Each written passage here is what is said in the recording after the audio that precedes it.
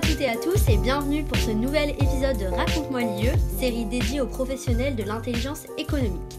Aujourd'hui, nous retrouvons pour une deuxième fois Christian Marcon, directeur de la revue internationale d'intelligence économique, professeur des universités en sciences de l'information et de la communication et responsable de l'axe intelligence stratégique internationale au laboratoire CEREJ. Aujourd'hui, nous allons parler mind mapping. Bonjour Christian. Bonjour Léa. Alors Christian, qu'est-ce que le mind mapping ? Mind mapping, c'est une pratique de représentation de l'information sous une forme de cartographie visuelle. En français, on dit carte heuristique, mais c'est une expression, comme d'habitude, inutilisable parce qu'elle n'est pas claire du tout. Je crois que l'expression anglaise dit bien son objectif, c'est cartographier ce qu'on a dans la tête, mind mapping. Donc ça peut servir aussi bien à prendre des notes dans le cadre d'une conférence si les débats partent dans tous les sens et si ça semble pas très organisé tout ça. Ça peut servir aussi bien à gérer les différentes étapes d'un projet en rendant visibles les différents points par lesquels on devra passer. Moi, ça me sert à cartographier mes lectures quand je fais une revue de littérature. Ça me sert à cartographier ma bibliothèque. Et puis ça peut s'asseoir aussi de façon très évidente dès qu'on est dans une logique d'intelligence économique. Et quel est l'intérêt justement à cartographier ? L'intérêt, il est d'abord dans l'espèce d'effet de révélation. Si vous prenez votre carnet d'adresses ou la liste de vos adresses dans votre téléphone mobile, c'est classé dans un ordre qui n'en est pas un, parce que l'ordre alphabétique ne nous dit rien, c'est tout en dessous, les uns des autres. En fait, ça ne nous parle pas.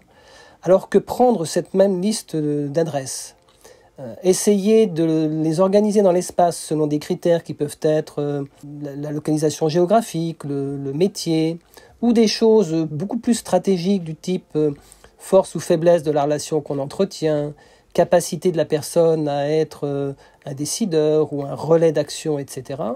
À ce moment-là, on perçoit mieux l'état de son réseau relationnel ou du réseau constitué par une organisation ou une association, et on en voit beaucoup mieux les points de force et les faiblesses. Et c'est vraiment ce côté disposition dans l'espace d'un écran, parce qu'en généralement on fait ça sur écran d'ordinateur, permet au cerveau de fonctionner. Il y a des choses qu'on va comprendre parce qu'on aura fait une visualisation cartographique et qu'on ne comprendra pas si on a simplement une liste. Et c'est ça tout l'atout. Et par où commencer quand on veut cartographier ? Alors, il faut pas commencer par l'outil, il ne faut pas commencer par le logiciel qu'on va utiliser, je crois pas. Il faut commencer par se demander ce qu'on cherche dans cette cartographie. Quand on fait une cartographie de réseau, la première étape, c'est de se dire qu'est-ce que je cherche ? Est-ce que je cherche simplement à identifier les gens que je connais, parce que finalement les gens que je connais peuvent être une ressource précieuse à un moment donné. Quelqu'un que je connais, c'est quelqu'un que je peux envisager de solliciter si ça se justifie, mais c'est aussi quelqu'un dont j'accepte qu'il me sollicite pour une raison ou pour une autre.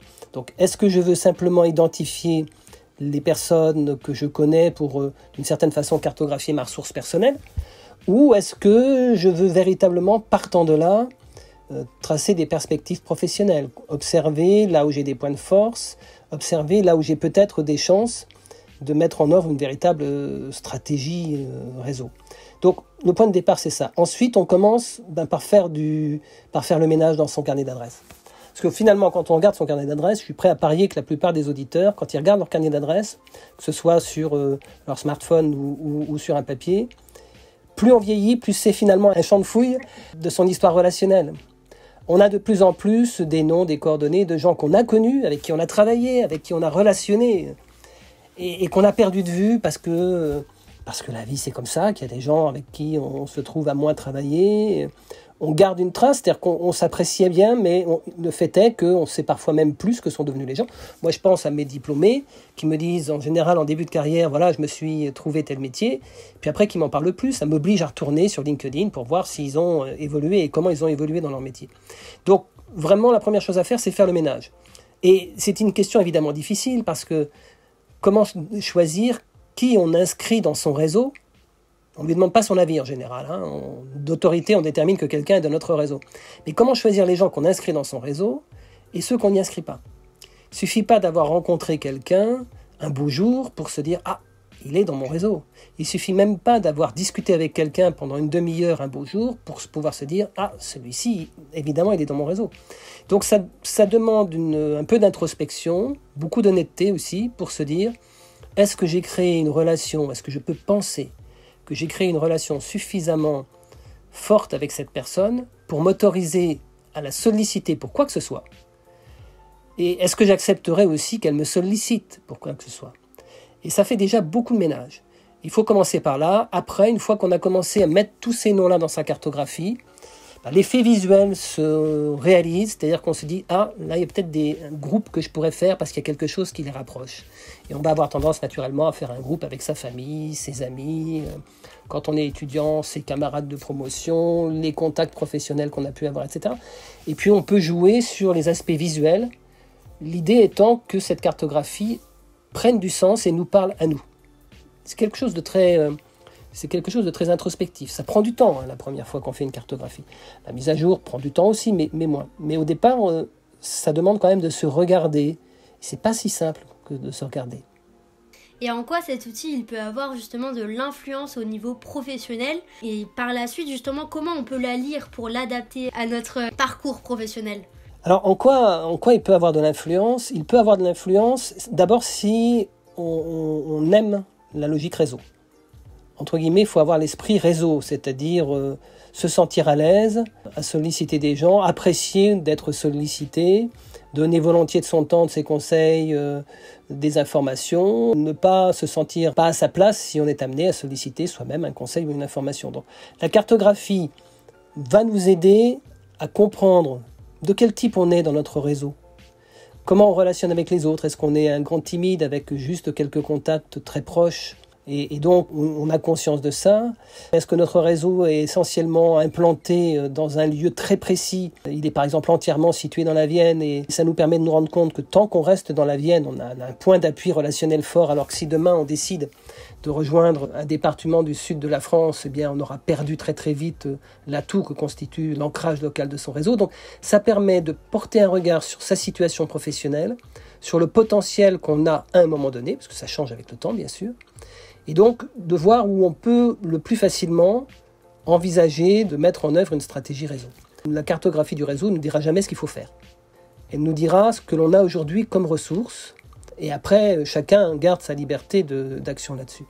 Et donc lire une cartographie de réseau, ça s'est rendu plus ou moins facile en fonction du nombre d'indicateurs qu'on a inclus dans sa cartographie, des ensembles qu'on fait, des sous-ensembles qu'on fait. Il y a on peut faire un certain nombre de calculs relativement simples et puis essayer de déterminer son propre profil par rapport à ça. C'est toujours un profil temporaire, mais c'est un profil qui aide à se comprendre, à se regarder dans sa pratique du réseau.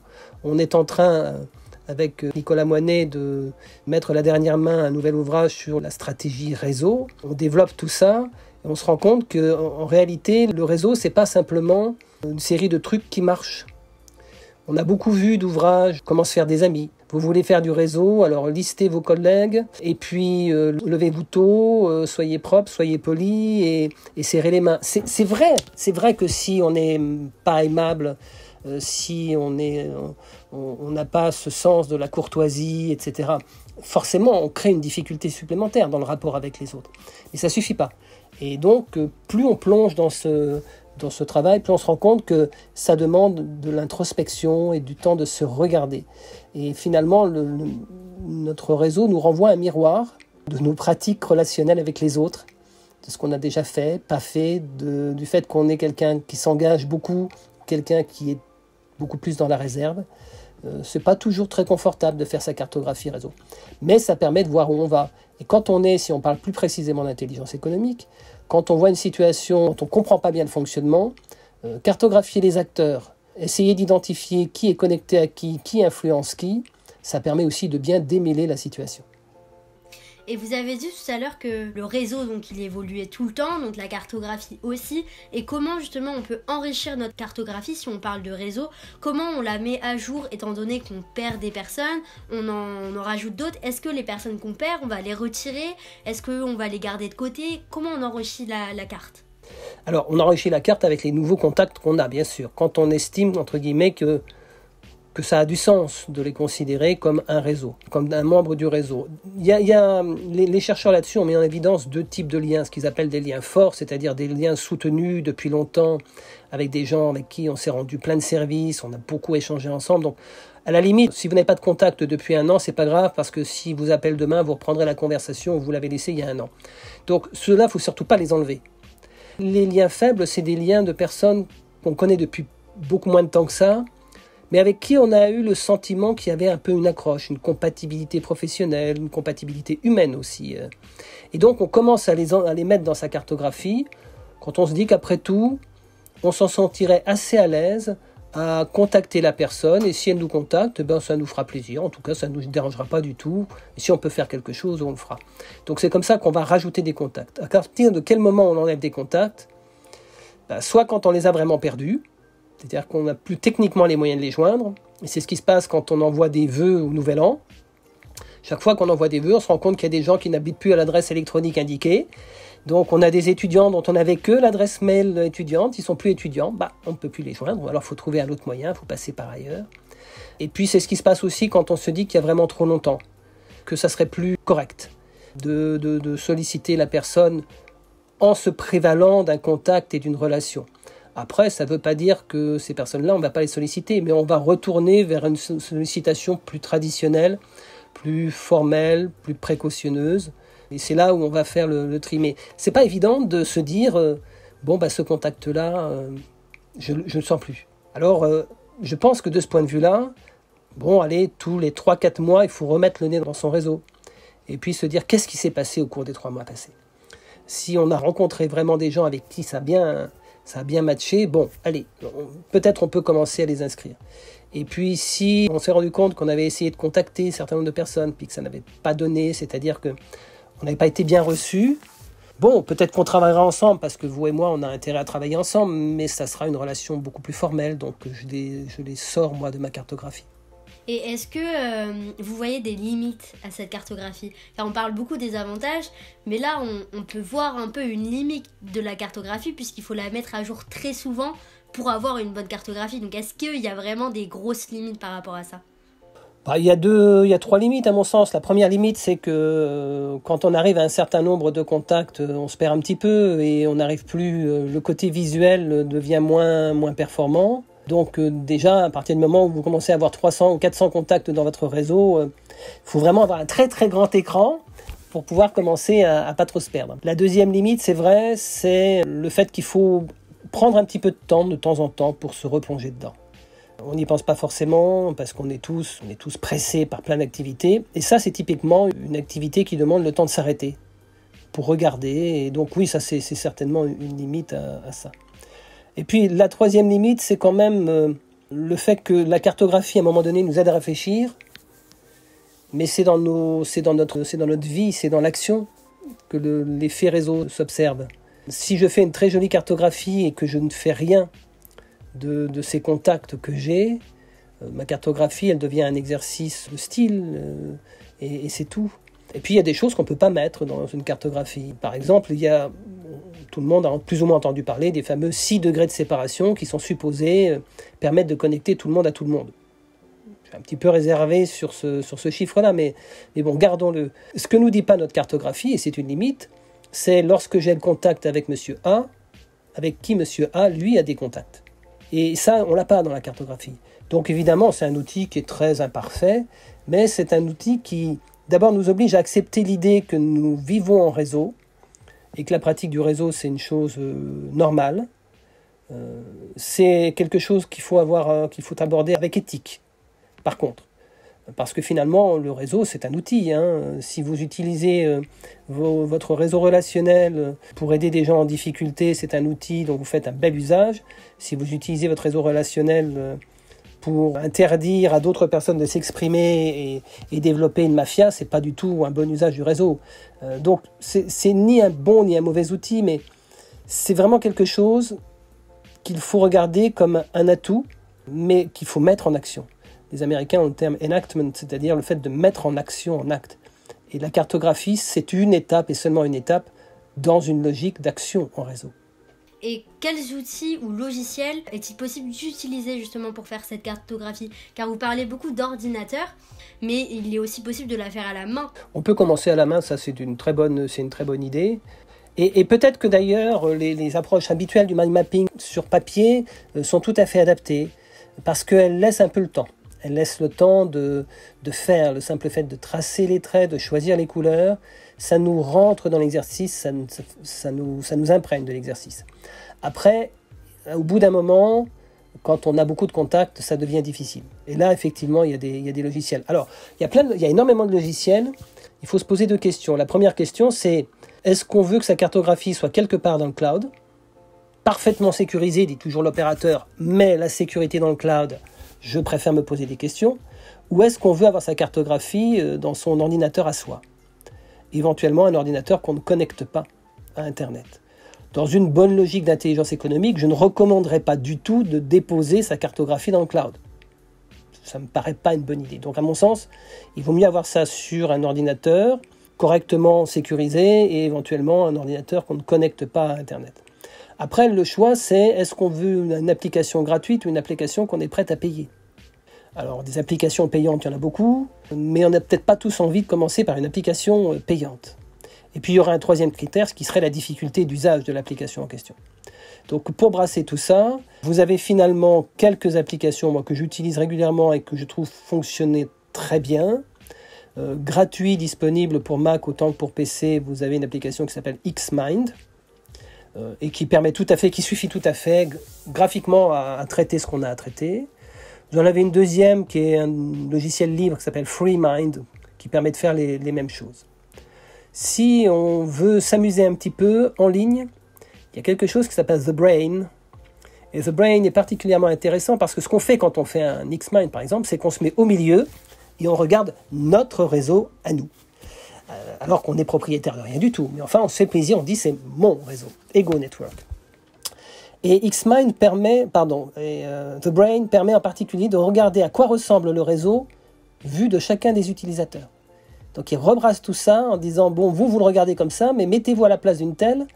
Si elle regarde votre réseau, voilà la lecture qu'elle en a. Et ça change les choses. Donc cette relativité est très intéressante. Ça fait un peu le même effet, si vous voulez, que de regarder des cartes du monde, des planisphères, dans lesquelles on est, nous, traditionnellement, vu de notre pays, l'Europe au milieu, les États-Unis d'un côté, l'Asie à droite. Et quand vous la prenez en mettant la Chine au milieu, ou les États-Unis au milieu, ça donne tout à fait une autre lecture du monde. Et donc, The Brain, là-dessus, est intéressant.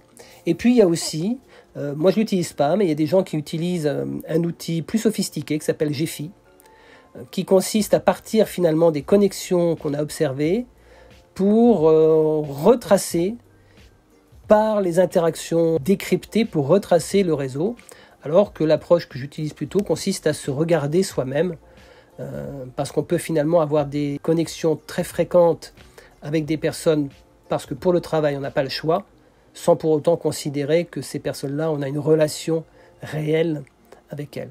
Donc voilà, il y a du choix simple et gratuit, Xmind, et en plus, il n'est pas très compliqué à manipuler, donc va pour cette application-là. Alors maintenant, à vos cartographies. Merci à vous Christian pour cet échange et merci à toutes et à tous de nous avoir écoutés. Et on se donne rendez-vous très prochainement pour un nouveau Raconte-moi lieu. À bientôt.